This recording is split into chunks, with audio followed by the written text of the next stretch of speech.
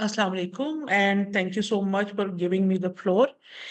It is always very difficult to be the third speaker, especially when the first two spoke really, really well. So let me see, and I'll try not to be repetitive as well. When I read the topic of today's discussion, it indicated upon assessing the India's strategic behavior during Modi 3.0. Uh, but here it is pertinent to mention that strategic behavior is the manifestation of strategic culture. और strategic culture जो है वो election results के साथ alter नहीं होता या change नहीं होता because strategic culture has been formulated like हजारों साल की हिस्ट्री के नतीजे में हिस्टोरिकल एक्सपीरियंसेस के नतीजे में स्ट्रेटेजिक कल्चर बनता है जो कि एक कौम की के स्ट्रेटेजिक बिहेवियर को डिटरमिन करता है so therefore I don't see or foresee any change in India's strategic behavior towards the region. But यहाँ पे मुझे इंडिया का मोदी का जो क्लेम था कि India would pursue strategic autonomy so strategic autonomy का कल्चर मुझे परसू करता इंडिया नजर नहीं आता मुझे नहीं लगता कि मोदी 3.0 में इंडिया स्ट्रेटेजिक ऑटोनॉमी की तरफ ज्यादा फोकस रहेगा स्पेशली जब रशियन प्रेसिडेंट पुतिन ने अपने दौरा जनूबी कोरिया के दौरान ये स्टेटमेंट दी है और अपनी स्टेटमेंट में उन्होंने अपने रशिया के रिलायबल पार्टनर्स का जिक्र किया but he did not name India in those reliable partners so for us the students of geopolitics it is a big change. It's a considerable change which would define the future, which would define the strategic alignments and realignments in the future of this, especially this region, the global south. So we have to see a non-reliable partner of Russia, how it would deal with two superpowers or major powers. One is China and other is Russia, while swimming or while working against the interests of the neighbors. Pakistan तो एक था ही, China भी था, तो how India ने बकौल Indian strategist के they are prepared for to front war जो कि बिल्कुल झूठ है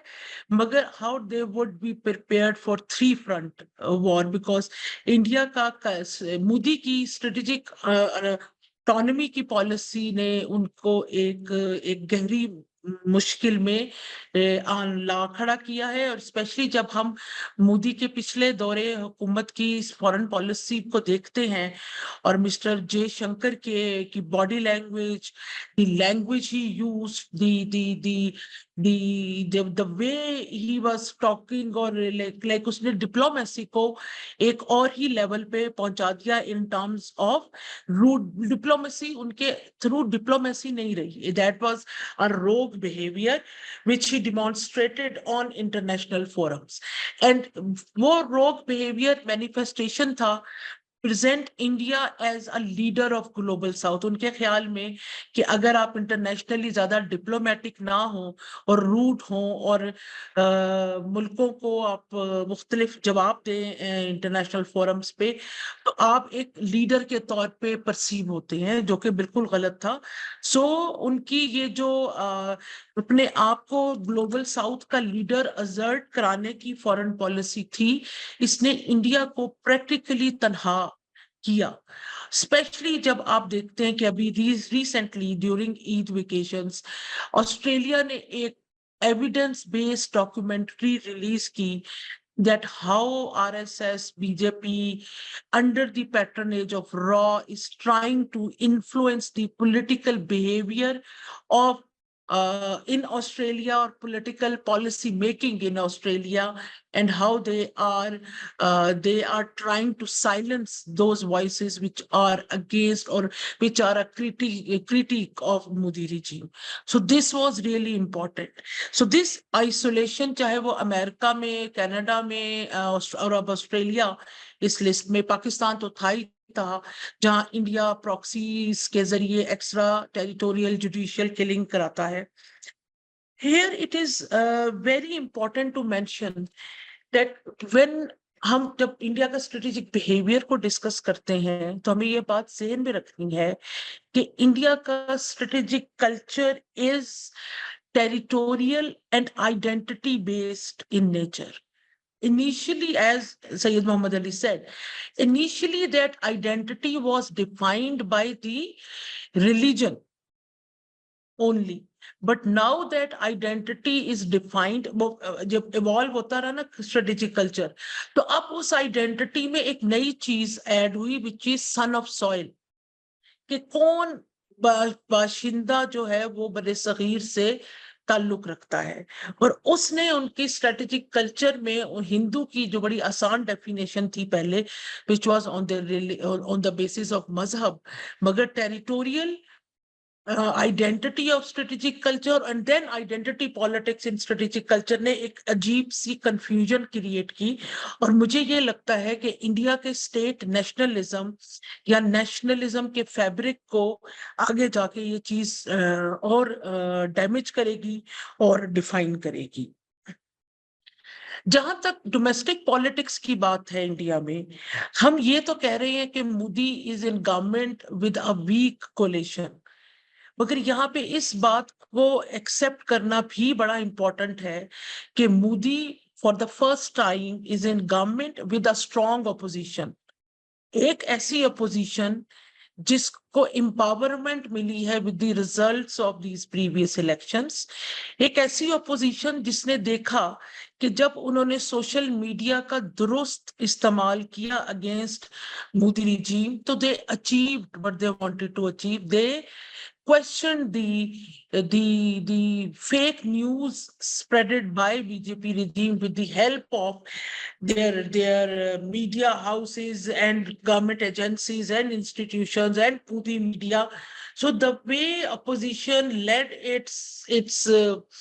election campaign with minimum resources, and somehow they were able to convince majority of Indians that that Modi is trying to gain popularity at the cost of their sensibility of common man. یہاں پہ یہ بھی بتانا, جس طرح doctor خرم نے بڑا اچھا ایکسپلین کیا, بہت ضروری ہے کہ بی جے پی کو رورل ووٹ بینک کم ملا ہے, بی جے پی کو زیادہ تر اربن ووٹ بینک ملا ہے, اور یہ وہ لوگ ہیں جو شاید اس ببل کا اکنامک شائننگ انڈیا کا اکنامک بوم کے ببل کا شکار ہو گئے, جبکہ رائٹلی پوائنٹڈ آؤٹ کہ انڈین اکانومی اس ٹائم اپنے ایک شدید سٹریس میں ہے, کیونکہ یس اسٹیٹسٹکس کی حد تک آپ کو بڑھتا ہوا نظر آتا ہے جی ڈی پی, مگر جب وہ جی ڈی پی عوام پہ تقسیم کیا جاتا ہے, یعنی کہ ہیومن ڈیولپمنٹ انڈیکس نکالا جاتا ہے, تو وہ خاصا تشویشناک ہے. اور ہیومن ڈیولپمنٹ انڈیکس کی وہاں پہ دولت کی منصفانہ تقسیم کی یہ صورتحال ہے کہ اب ان کی جتنی خیال ہے کتنی ڈاکٹر خرم کے پاس ایگزیکٹ اسٹیٹسٹکس ہوں گے, 70% دولت 40 خاندانوں کے ہاتھ میں ہے, کچھ اس طرح کا. سو یہ ایک اندھوناک صورتحال ہے جس کا آج اگر بھارتی عوام کو یا حکومت کو نہیں ہے آئیڈیا, تو اور تو their nation would suffer from this economic stress. ایک اور چیز جو بڑی امپورٹنٹ ہے ڈومیسٹک حد میں, کہ مودی نے unnecessary ڈومیسٹکلی جنگی آپشنز کھول لیے. فار ایگزامپل, جس طرح منموہن سنگھ کے ریجیم میں, یا آپ اس کو کانگریس ریجیم کہہ لیں, کہ seven sister Mao's movement, Kashmir کی موومنٹ, یہاں پہ انہوں نے صلح صفائی, بات چیت, ایگریمنٹ بیسڈ سولوشنز کی طرف گئی تھی, تاکہ یہاں پہ جو فوج پہ ان کی سٹریس پڑتا ہے, अमन कायम करने का या उनको इनके साथ जंगे लड़ने का वो कम हो। मगर मोदी ने अगेन अवाम में एक सेंस ऑफ इनसिक्योरिटी क्रिएट करने के लिए, ताकि अपने आप को एक गैर मरई मसीहा के तौर पे प्रोजेक्ट कर सके, ये सारे दोबारा खोल दिए। और जैसे कि आप मणिपुर में देख सकते हैं, मणिपुर में जो कुछ हुआ, आपका ख्याल है कि क्या ये सिर्फ सूबा मणिपुर तक महदूद रहेगा? नहीं, ये तमाम ऐसे सूबे जिनमें ये परसेप्शन है कि वो सेंटर के इस्तेहसाल का शिकार है, और सेंटर लीड्स के इंडस्ट्रियलिस्ट के साथ मिलकर उनके वसाइल चोरी कर रहा है, वहां तक ये आग फैलेगी। और ये तमाम जो डोमेस्टिकली जो एक अनरेस्ट है, ये मोदी 3.0 में इसका क्या इलाज करते हैं एक स्ट्रॉन्ग अपोजिशन की मौजूदगी में, ये देखेंगे ना भी हमारे लिए बड़ा इंपॉर्टेंट होगा। इसके बाद हम आते हैं कश्मीर की तरफ। कश्मीर में मकबूजा कश्मीर ने इस दफा क्लियरली, जो अगर आप कहें कि उनके वोटिंग के ट्रेंड से क्या बात अयां होती है, तो दैट इज वन थिंग के कश्मीरियों ने उसे वोट दिया जो आर्टिकल 370 की रिवोकेशन के खिलाफ था। और उनमें कुछ लोग वो भी शामिल हैं जिनको भारतीय हुकूमत पाकिस्तान नवाज दहशतगर्द कहती है। तो कश्मीरी अवाम ने ये कहा कि नंबर एक, उनको भारत के इल्जामात पे यकीन नहीं है। नंबर दो, कि अगर वो पाकिस्तान नवाज हुर्रियत पसंद हैं भी, तो this doesn't undermine there credibility as a Kashmiri. सो ये जो दो लेसन्स और आउटकम्स हैं कश्मीर के इलेक्शंस के, ये बड़े इंपॉर्टेंट है। और शायद इसी खिफत के बायस मोदी ने कश्मीर का भी दौरा किया, और सुप्रीम कोर्ट के ऑर्डर्स के मुताबिक सितंबर में वहां पे स्टेट इलेक्शंस का ऐलान किया।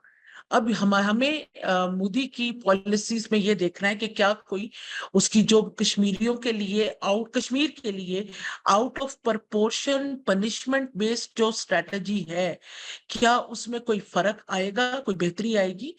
क्योंकि बीजेपी ने अगरचे खुद इलेक्शन नहीं लड़ा था, मगर बीजेपी ने प्रॉक्सीज अपनी खड़ी की थी ताकि वो pro Kashmiri Pakistan vote bank को तोड़ सके। तो वो प्रॉक्सीज भी नाकाम हो गई वोट बैंक तोड़ने में। अब स्टेट इलेक्शंस में मोदी क्या करता है? मोदी की कश्मीर के इस इलेक्शन रिजल्ट के बाद बीजेपी की कश्मीर पॉलिसी में कोई चेंज आती है या नहीं? क्योंकि हमने ये देखा कि अगेन पिछले 2 हफ्तों के दौरान जम्मू में हुर्रियत पसंदों के 3-4 ऐसे वाकयात हुए जिसमें हुर्रियत पसंदों ने भारतीय अफवाज पे हमला किया, और जवाब में भारतीय अफवाज ने ना सिर्फ उन्हें शहीद किया, बल्कि उनकी लाशों को की बेहुरमती भी की ताकि अवाम को डराया जा सके। This is what we call threat of out of proportion punishment, and that is the basic premise of deterrence as well, because then your crime would not be dealt with the equal punishment, but the punishment would be out of proportion. So this is what exactly at conventional level Indian military is doing in occupied Kashmir. So we have to see how all these things would come up, and Modi इसके बारे में क्या देखता है। मुझे ये लगता है कि क्योंकि मोदी पहले ही उनके ख्याल में अवाम का वोट ज्यादा नहीं ले सकता, तो मोदी कश्मीर में ऑपरेशन ये सर्जिकल स्ट्राइक्स और इस किस्म की सेंस ऑफ इनसिक्योरिटी के तरीके ज्यादा क्रिएट करेगा, ताकि भारतीय अवाम को बताया जा सके कि सिर्फ बीजेपी ही मोदी के अंडर उनकी वाहिद उनको बचाने वाली जमात है। यहाँ पे ये बात भी बड़ी इंपॉर्टेंट है कि बीजेपी ने मोदी को ही एज देवता प्रोजेक्ट किया, God, and there is no alternate leadership you can see in BJP. There are small leaders, but they are also victim of Modi's narcissism, because Modi किसी leader को, even योगी नाथ को भी मर्ज नहीं होने देता है as alternate leadership. So इस चीज ने भी बीजेपी को नुकसान पहुंचाया। बहरहाल मोदी का देवता इमेज बीजेपी दोबारा किस हद तक क्रिएट करती है और आवाम को किस हद तक यकीन दिलाती है कि ये देवता ही आपके दुखों का मसीहा है, मदावा है। Here I in strategic terms, मुझे I would like to mention that number one, what Modi can do, Modi विज़-विज़ Pakistan, Modi has 3 options. Number one, if he realizes کہ تاریخ میں اس کا نام نہیں لکھا گیا, تو اپنے تاریخ میں نام لکھانے کے لیے, بیکاز اس کو بڑا سیلف پروجیکشن کا بھی شوق ہے, وہ شاید امن کا مسیحا بن جائے, مگر اس کی پاسبلٹی بہت کم ہے. مگر شاید وہ پاکستان کے ساتھ بات چیت کی حد تک بات شروع کرے. کیوں میں یہ بات کیوں کہہ رہی ہوں؟ کیونکہ 2014 کے بعد 2016 کے بعد پہلی مرتبہ پاکستان کا ایک وفد جموں جا رہا ہے پانی کے سے متعلقہ کچھ پروجیکٹس کا جائزہ لینے. سو مودی کا اس وفد کو آنے کی, اس وقت کے جانے کی اجازت دینا شاید ایک تھوڑا سا پالیسی میں چینج کا الٹیمیٹم یا اشارہ ہو. بہرحال مگر ہم نے یہ بھی دیکھنا ہے کہ اگر مودی امن کا مسیحا بنتا ہے تو کیا اس کی کاسٹ اس کو ڈومیسٹک فرنٹ پہ پے کرنی پڑے گی, اور کیا اس کے رزلٹ واقعی ہی ایک مودی کے حق میں نکلیں گے. کیونکہ ہم دیکھ چکے ہیں کہ منموہن سنگھ نے جب پاکستان کے ساتھ اسٹریٹجک اپروچما اور پیسفل کانفلکٹ ریزولوشن کی کوشش کی تو وہ الیکشنز ہار گئے, despite the fact that he was one of the best leaders India had in recent times. He revived the economy of India, but somehow after talking about peace with Pakistan, he was unable to win. Congress was unable to win the election. So another thing that Modi maybe in order to gain, دیکھیں جنگ کا ایک اصول ہوتا ہے کہ جنگ شروع آپ کی مرضی سے ہوتی ہے اور ختم جو ہے اس کی آپ ختم کرنے میں آپ کی مرضی سے زیادہ ایک پورے قبیلے کی مرضی, ایک پورے جو ایکٹرز انوالو ہو جاتے ہیں جنگ میں ان کی مرضی شامل ہوتی ہے. سو مودی پہ جو ایک دوسرا یہ شک ہے کہ ان عوام کو اپنی انسیکیور کرنے کے لیے وہ پاکستان کے ساتھ LOC یا بارڈر اوپن کر سکتا ہے, جیسے اس نے 2019 میں بالا کوٹ سٹرائک میں کیا. مگر سوال یہ ہے سب سے امپورٹنٹ کیا پاکستانی حکمرانوں کی ریشنلٹی اس وار کو لمیٹڈ رکھے گی اگر بھارت نے دوبارہ وہی غلطی کی جو پہلے وہ کئی دفعہ دہرا چکا ہے. So what would be the momentum and consequences of that action. But Modi سے کچھ بعید نہیں ہے. میں ہمیشہ کہتی ہوں our problem is, our basic problem is that we all try to find rationality in the irrationality of Modi regime. Because جو بندہ یہ کہہ سکتا ہے کہ I am not human but میں اللہ کا دیا, بھگوان کا دیا ہوا اوتار ہوں, اس سے آپ کچھ بھی توقع رکھ سکتے ہیں. جو یہ کہہ سکتا ہے کہ پہلے بھی ایٹمی ہتھیار تھے اور ہم نے پلاسٹک سرجری کر کے گنیش کا سر بدلا دیا, تو so you can see the IQ level جس کو ہم انٹرپریٹ کرنے کی کوشش کر رہے ہیں اور جس کی ہم ایپسٹمولوجی کریٹ کر رہے ہیں. And then the last option for BJP vis-a-vis Pakistan is to keep on bleeding Pakistan through proxies, through using Western borders, through funding anti-Pakistan elements to create insurgency so that Pakistani military and people can be stressed, economy would be damaged because ایک insecurity کی صورتحال میں economy ترقی نہیں کرتی, and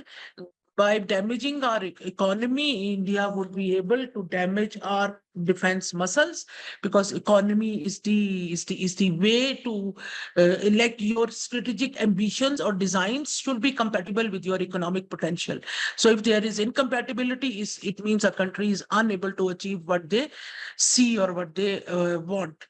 So اسی کے ساتھ میں اپنا ختم کروں گی, اور I'm so looking forward to the comments of the audience. Thank you.